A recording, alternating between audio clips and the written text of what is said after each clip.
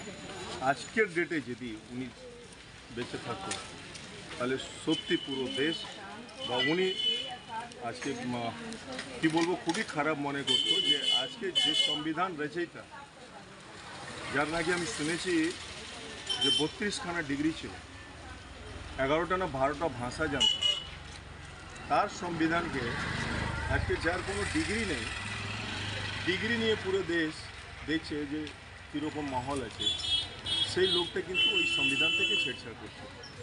সেই সাংবিধানিক যে জায়গাগুলো, সাংবিধানিক পদগুলো, যেটা সিবিআই ইডি, তাকে বেজা ইস্তেমাল করা হচ্ছে।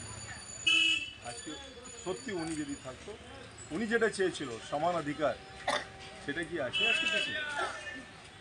আজকে যারা কেন্দ্রে বসে রয়েছে তারা কিন্তু সংবিধানকে ছেড়ছাড় করছে, সংবিধান মানছে।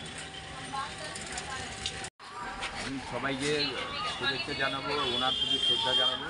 তার কারণ আমাদের ভারতবর্ষে যে সংবিধান রচনা করেছে সেটা ভীমরাও আম্বেদকর তার মুখ্য ভূমিকা ছিলেন, এবং আমরা যে আজকে গণতান্ত্রিক অধিকার পেয়েছি এবং আমাদের ভারতবর্ষের যে ধর্মনিরপেক্ষ রাষ্ট্র হয়েছে, এটা ওনার মাথা থেকে এসেছে।